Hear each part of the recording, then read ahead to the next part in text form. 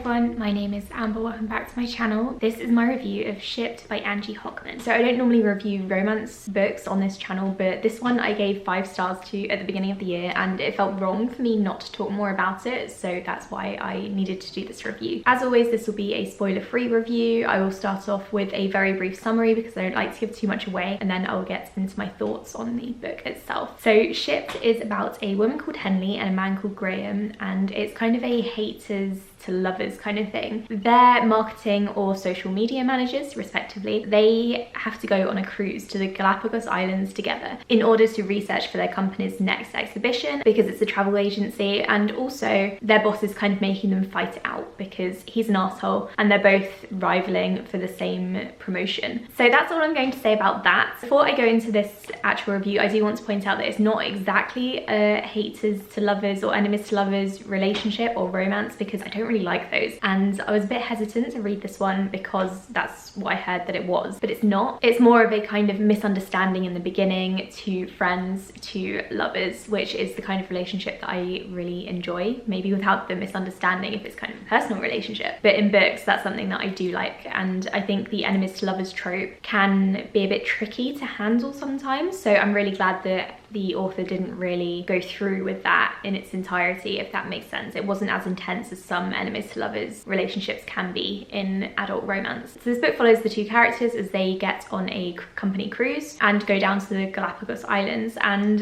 let me just say, the cruise and the Galapagos traveling aspect and the fun adventure activities that they were doing made me really want to go there. And previously, I'm not really a fan of cruises. I think they're awful for the environment. I don't really want to be stuck on a boat with thousands of people, but I actually looked into going on a cruise to the Galapagos Islands because the setting of this book is just so good. It's sunny, it's really lovely. The author talks about environmentalism and looking after the islands and the national park, or the nature reserve rather, I think it actually is. And I actually read in the acknowledgements that the author is an environmentalist who worked for, I think it was National Geographic or something, don't quote me on that, but that's what I think. And she's just very passionate about conservation, which I really appreciate it, because sometimes authors don't really talk about the impacts of the actions of their characters. So I'm really pleased that the author shed some light on what's going on in the Galapagos Islands, about the various diseases that are affecting the birds there, and about how they're protected from humans in such a way because they have to be. It's such a unique place on Earth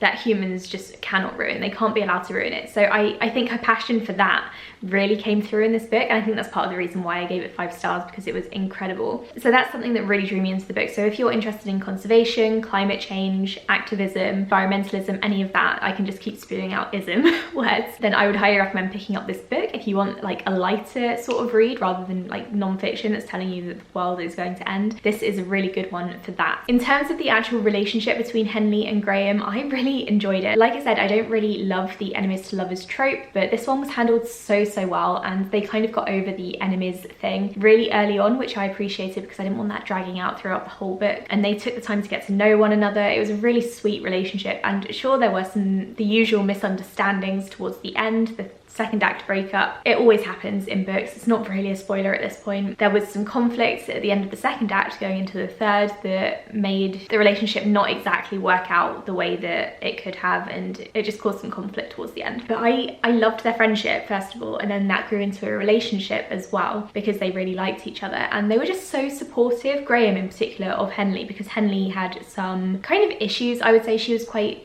insecure in some ways and not so confident, and that's partly because of her employer. So going into something else entirely, her employer is very sexist, and this talks about sexism, toxic masculinity in the workplace, and she's just got a shithead of a manager. That really played into her character because she was constantly trying to prove herself, partly to get this promotion, but partly to prove that she was really good at her job, and he just kept overlooking her because he liked the men. Not in that kind of way, but he wanted to support the men in his company, and he thought that women couldn't do the job. So I loved all of that coming together as well. It was really quite difficult difficult for me to read about in parts because it was quite relatable. Not that I have personally been through anything this harsh, but you know, women in this society, they know what other women are going through when it comes to employment and also promotions. So I think the author handled that really well as well, and I really liked that towards the end everything came together and it was just so kind of, I was backing Henley and I was just so pleased for her and I was rooting for her. All of the other characters were as well. They were all so supportive and I really enjoyed that. I also found it really funny. I often don't laugh out loud at books because I don't find them that hilarious. I often find there's a bit of a disconnect